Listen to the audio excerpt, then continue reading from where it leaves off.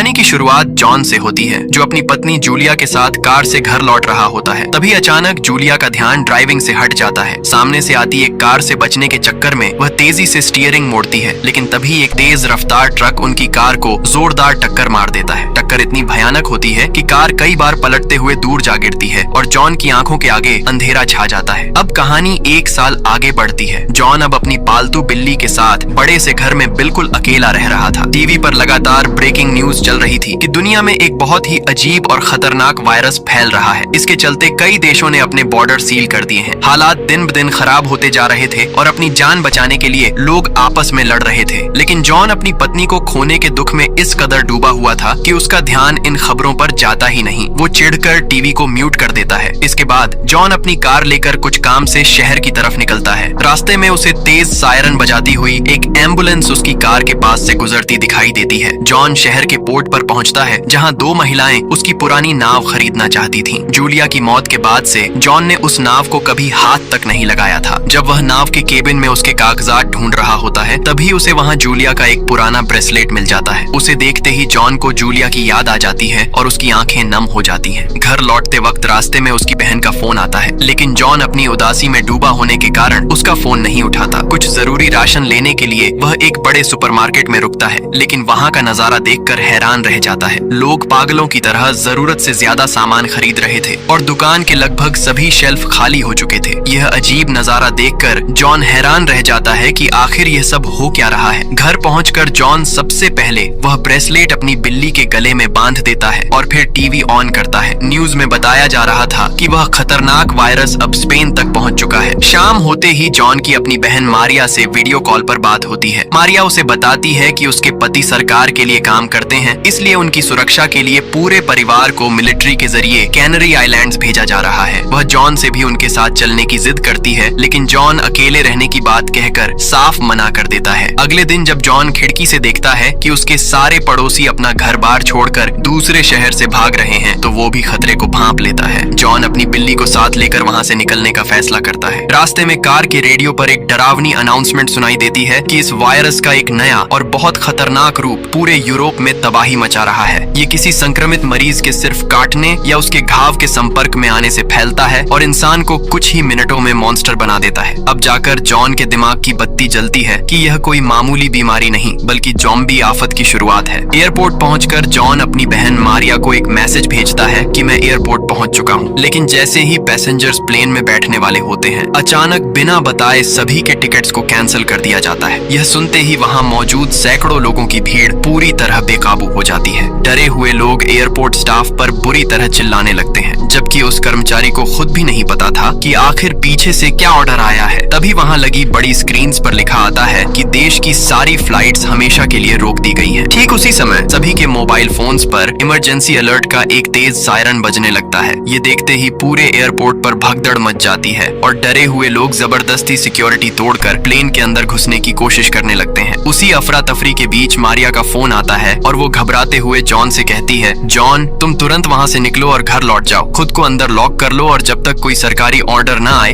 बाहर मत निकलना। तभी अचानक भीड़ में से एक सनकी आदमी सिक्योरिटी गार्ड पर हमला करके उसकी बंदूक छीन लेता है और हवा में गोली चलाने की धमकी देने लगता है। इस डर की वजह से पूरी भीड़ चीखते चिल्लाते हुए एयरपोर्ट से बाहर की तरफ भागने लगती है। सुरक्षित जगहों पर पहुंचने की जल्दी में सड़कों पर मीलों लंबा ट्रैफिक जाम लग गया, जिसमें जॉन भी फंस गया। रेडियो पर खबरें थीं कि हाईवे ब्लॉक हो चुके हैं, पुलिस प्रशासन का कंट्रोल छूट चुका है और शहर में दंगे भड़क गए हैं। आसमान में मिलिट्री हेलीकॉप्टर्स मंडरा रहे थे और लोग गाड़ियां छोड़कर आपस में मारपीट कर रहे थे। आखिरकार जॉन कार में इंतजार करते करते थक गया और अपनी बिल्ली को बैग में डालकर पैदल ही आगे बढ़ गया। रात के सन्नाटे में जॉन जैसे तैसे अपने पड़ोस तक पहुंच जाता है। वहां वो देखता है कि हथियारों से लैस सैनिकों की एक टीम ने एक बड़ी बिल्डिंग को चारों तरफ से घेर रखा है और एक घर के मेन दरवाजे पर प्लास्टिक की एक सील्ड सुरंग जैसी फिट की गई है। उस सील्ड घर के अंदर से बेहद डरावनी और अजीब आवाजें आ रही थीं। जॉन यह देखकर दंग रह जाता है कि 2 सैनिक उस प्लास्टिक सुरंग के रास्ते एक खूंखार ज़ॉम्बी को घसीटते हुए बाहर निकाल रहे हैं, जबकि बाहर खड़ी उसकी लाचार पत्नी अपने बीमार पति को इस हालत में देखकर बुरी तरह चीख चीख कर रो रही थी। यह खौफनाक नजारा देखने के बाद जॉन चुपचाप दबे पांव अपने घर लौट आता है और दरवाजा लॉक करके सो जाता है। उस रात उसे नींद में बार बार उसी कार एक्सीडेंट और जूलिया की मौत के डरावने सपने आते हैं, जिससे वो बार बार चौंक कर उठ उठ जाता है। अगली सुबह मारिया जॉन को दोबारा वीडियो कॉल करती है और बताती है कि मिलिट्री लोगों को बचाने के लिए कुछ खास सेफ जोन तैयार कर रही है। लेकिन आर्मी हेडक्वार्टर के अंदर इस बात को लेकर काफी बहस चल रही है, क्योंकि जितने ज्यादा आम लोगों को एक जगह इकट्ठा किया जाएगा, वहाँ वायरस के फैलने का खतरा उतना ही ज्यादा रहेगा, क्योंकि बाकी देशों में भी इसी गलती की वजह से सेफ जोन तबाह हो चुका है। मारिया जॉन को साफ शब्दों में चेतावनी देती है कि चाहे जो हो जाए, तुम भूलकर भी अपने घर से बाहर मत निकलना। हालात इतने बिगड़ चुके थे कि कुछ ही घंटों में पूरे शहर में कड़ा लॉकडाउन लगा दिया गया, जिससे सड़कों पर अफरा तफरी और बढ़ गई। वायरस अब पूरी तरह बेकाबू हो चुका था। लोग अपने ही घरों की खिड़कियों से पड़ोसियों को ज़ॉम्बीज़ का शिकार बनते देख रहे थे और सोशल मीडिया पर इसकी लाइव स्ट्रीमिंग कर रहे थे। इसी डर के बीच इंटरनेट पर कुछ बचे हुए लोग वीडियो बनाकर दूसरों को सिखा रहे थे कि इन ज़ॉम्बी के हमलों से बचने के लिए घर की देसी जुगाड़ से सुरक्षा कवच कैसे बनाया जाए। उसी दोपहर राष्ट्रपति ने टीवी पर इमरजेंसी और कड़े मिलिट्री कानून लागू कर दिए। दोपहर 2 बजे के बाद सभी सरकारी सेवाएं बंद हो गईं और जवानों को जबरदस्ती सेना में भर्ती किया जाने लगा। कुछ दिनों बाद जॉन जब राशन के लिए पास के सुपरमार्केट गया तो वहाँ भूखमरी का नजारा था। लोग खाने के लिए एक दूसरे की जान लेने पर तुले थे। जॉन ने फुर्ती से जो भी डिब्बे वाला सामान हाथ लगा अपनी बास्केट में डाला। सुपरमार्केट से बाहर निकलते ही आसमान में गड़गड़ाते फाइटर जेट को देखकर जॉन पूरी तरह हैरान था। इसके बाद जॉन कुछ और जरूरी फ्यूल और सामान लेने के लिए एक पेट्रोल पंप की दुकान पर रुकता है। तभी अचानक एक बुरी तरह जख्मी पुलिस वाला हांफते हुए वहां भाग कर आता है और जॉन को धक्का देते हुए स्टोर के अंदर घुस जाता है। वो अंदर से दरवाजे की कुंडी को अपनी ही हथकड़ी से लॉक कर देता है। कुछ ही मिनटों में स्टोर के बाहर और भी कई लोग जमा हो जाते हैं, जो पीछे से आ रहे खतरे से जान बचाकर भाग रहे थे और मदद के लिए दरवाजा पीट रहे थे। तभी अचानक माहौल बिल्कुल हिंसक और जानलेवा हो जाता है, जब एक बहुत ही फुर्तीला ज़ॉम्बी दूसरे पुलिस वाले के ऊपर पीछे से छलांग लगा देता है और जमीन पर गिराकर बेरहमी से उसे काटने लगता है। यह देखकर जॉन के पैरों तले जमीन खिसक जाती है। अपनी जान बचाने के लिए वो तुरंत पास में पड़ा एक लोहे का पोछा उठा लेता है और लड़ने के लिए तैयार हो जाता है। जैसे ही वो खून से लथपथ ज़ॉम्बी जॉन की महक पाकर उसकी तरफ झपटता है, तभी नीचे तड़प रहे घायल पुलिस वाले ने अपनी बची कुची ताकत लगाकर अपनी गन से ज़ॉम्बी के सिर पर गोली मार दी। ज़ॉम्बी के मरते ही उसका गाढ़ा इन्फेक्टेड खून उछलकर सीधा जॉन के चेहरे और कपड़ों पर आ गिरता है और जॉन डर के मारे थर थर कांपने लगता है। तभी स्टोर के अंदर खुद को बंद करने वाला पहला पुलिस वाला अब पागलों की तरह कांच के दरवाजे पर हाथ मारने लगता है, क्योंकि वायरस उसके दिमाग तक पहुंच चुका था और वो भी अब एक ज़ॉम्बी बन चुका था। जॉन बाहर तड़प रहे उस घायल अफसर को संभालना चाहता था, लेकिन वो जांबाज अफसर जॉन को बीमारी से बचाने के लिए फर्श पर चेतावनी के रूप में गोली चला देता है और उसे वहाँ से भागने का इशारा करता है। जॉन तुरंत समझ गया कि यहाँ रुकने का मतलब मौत है, इसीलिए वो राशन का बैग उठाकर भाग निकला। पीछे से एक आखिरी गोली की आवाज आती है। घायल पुलिस वाले ने ज़ॉम्बी बनने के बजाय खुद को गोली मार ली थी। घर पहुंचकर जॉन ने टीवी पर राष्ट्रपति को देखा, जो कड़े लॉकडाउन की चेतावनी देते हुए नियमों को तोड़ने वालों को सीधे गोली मारने की बात कह रहे थे। जॉन ने इंटरनेट वीडियोस की मदद से कारपेंट्री टूल्स से अपने घर की खिड़की दरवाजों को पूरी तरह बंद कर दिया और एक सिक्योरिटी कैमरा भी लगा लिया। शाम को मिलिट्री की गाड़ियां इलाका खाली कराने आती हैं। जॉन सरेंडर करने ही वाला था कि तभी मारिया का मैसेज आया, सेना के साथ मत जाना, घर में ही छिपो, मैं आ रही हूँ। जॉन ने तुरंत लाइटें बंद कर दी और बिल्ली को लेकर अंधेरे कोने में दुबक गया। सैनिकों ने दरवाजा खटखटाया, लेकिन समय की कमी और थर्मल कैमरे में कोई हलचल न दिखने के कारण वे अगले घर की तरफ बढ़ गए। इसके बाद दिखाया जाता है कि जॉन पूरे 2 हफ्तों तक अपने ही बनाए उस किले जैसे घर में बंद रहता है। अब उसका राशन और पानी धीरे धीरे बिल्कुल खत्म होने की कगार पर आ चुका था। मोबाइल में नेटवर्क और इंटरनेट भी पूरी तरह बंद हो चुका था, जिसकी वजह से वो अपनी बहन मारिया से कोई बात नहीं कर पा रहा था। बहुत सोच विचार करने के बाद जॉन अपनी सुरक्षा के लिए कुछ बेहद धारदार औजार और एक तीर कमान उठाता है। ज़ॉम्बीज़ के दांतों से बचने के लिए वो अपने शरीर पर मोटे कपड़ों की कई परतें पहनता है और आखिरकार एक लंबे समय बाद अपने घर से बाहर कदम रखता है। भोजन की तलाश में वह पड़ोस के कई घरों के ताले कटर से काटता है, लेकिन बदकिस्मती से हर जगह खाली बर्तन और सन्नाटा ही मिलता है। घंटों तक सुनसान सड़कों पर भटकने के बाद जॉन एक आलीशान घर में पहुंचता है, जहां उसकी मुलाकात एना नाम की एक बुजुर्ग महिला से होती है। व्हील चेयर पर होने की वजह से वह लॉकडाउन शुरू होने के बाद से घर से बाहर नहीं निकल पाई थी। भूख से बेहाल होने के बावजूद एना जॉन को एक सीक्रेट लिस्ट और नक्शा देती है, जिसमें उन अमीर पड़ोसियों के घरों का पता था जिन्होंने तबाही से पहले भारी मात्रा में राशन छिपा कर रखा था। इसके बाद जॉन उसी लिस्ट के मुताबिक एक एक घर की तलाशी शुरू करता है। उसकी मेहनत रंग लाती है और उसे डिब्बा बंद खाना, दवाइयाँ और जिंदा रहने के लिए जरूरी कई सामान मिल जाते हैं। इसी दौरान उसे एक चालू मॉडिफाइड बाइक भी मिलती है। अब उसके लिए दूर दराज के इलाकों तक पहुंचना आसान हो जाता है और वह कॉलोनी से बाहर भी सामान की तलाश तलाश करने लगता है। धीरे धीरे जॉन काफी सारा राशन इकट्ठा कर लेता है। वह रोज जरूरत का सामान एना के साथ बांट कर खाता